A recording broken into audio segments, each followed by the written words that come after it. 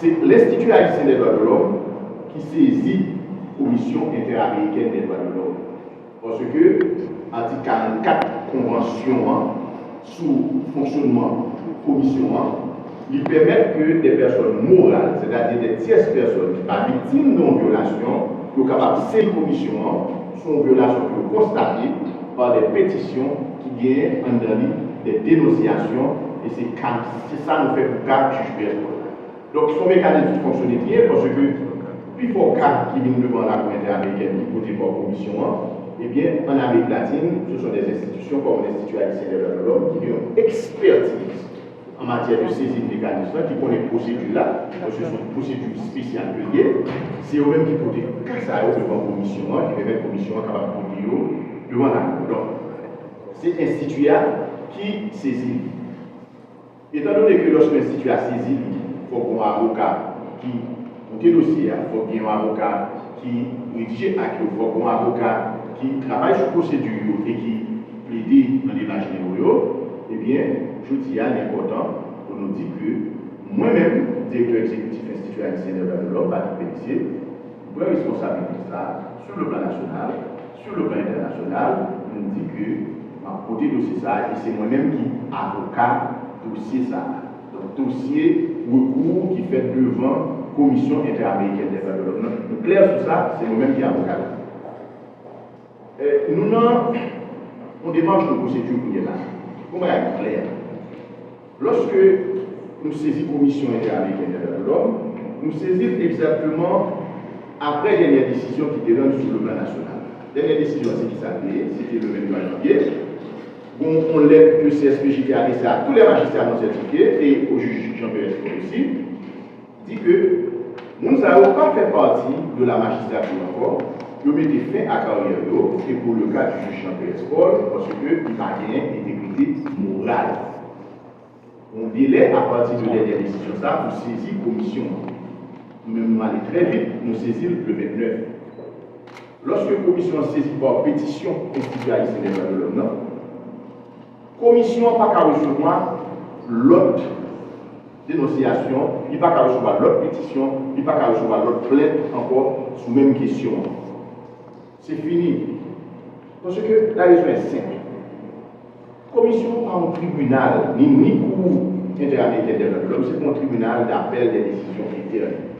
Ils sont mécanismes qui jugent l'État pour violation des droits de l'homme et les juger obligations internationales d'État. Obligation ça, il paraît chaque fois qu'il y a une violation en convention et c'est en présence de situation ça qui donc, commission découlant, il n'y a pas des cas. Donc, il n'en est pas question, leur fin de dossier ça, si on le juge n'est pas certifié, il vient devant la cour. Il y a même des situations. Il y a des situations qui spécifiques à un pays. Il y a des situations présentées qui communes dans différents pays dans le région. Pour Haïti, sont des situations qui spécifiques à Haïti, le dossier de la certification.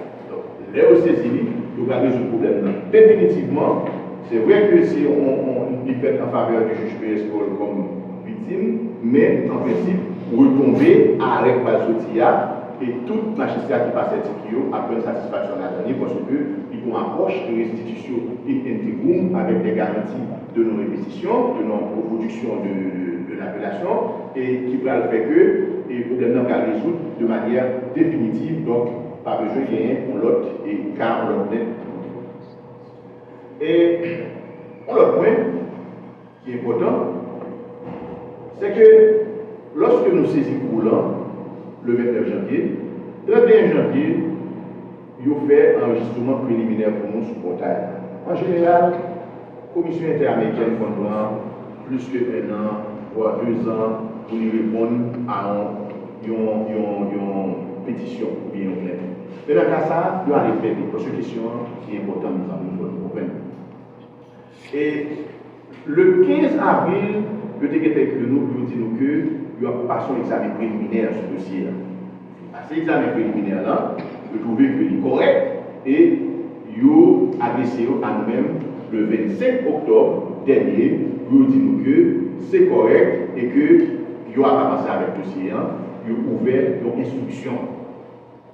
l'institution de dossier a ouvert, ça veut dire que nous prenons les parties pertinentes dans la pétition, c'est-à-dire les points de droit, les allégations bien articulées, bien entendu. Vous avez l'État haïtien et vous posez l'État haïtien un ensemble de questions. L'État haïtien a un délai de 3 mois pour y avoir des considérations. Il y a un peu de confusion pour suivre sur le dossier ça sur les réseaux sociaux. Le délai à ces 3 mois liés, il commence le 25 octobre, la fin 25 janvier 2024. Cependant, le délai ça capable de prolonger de 1 mois seulement, ça veut dire qu'elle aller jusqu'à 25 février si l'État haïtien demandé, mais le délai ça, il va pas aller plus loin que 4 mois. Après phase ça, en principe, après instruction, la commission a supposé entrer dans sa relais analyse de la déclaration de la recevabilité. Et là encore, il y a un problème de confusion pour nous traiter des amis, ça est important. Dossier, nous pouvons en phase pour déclarer le recevable. Il faut que nous menions instruction avant. C'est après instruction, après un ensemble d'informations, après un ensemble de questions que la commission a posé l'État, l'État réagit pour déclarer l'irrecevable. Mais que l'État réagit, que le pas réagit, dans la période que vous allez la déclaration de recevabilité a supposé faite.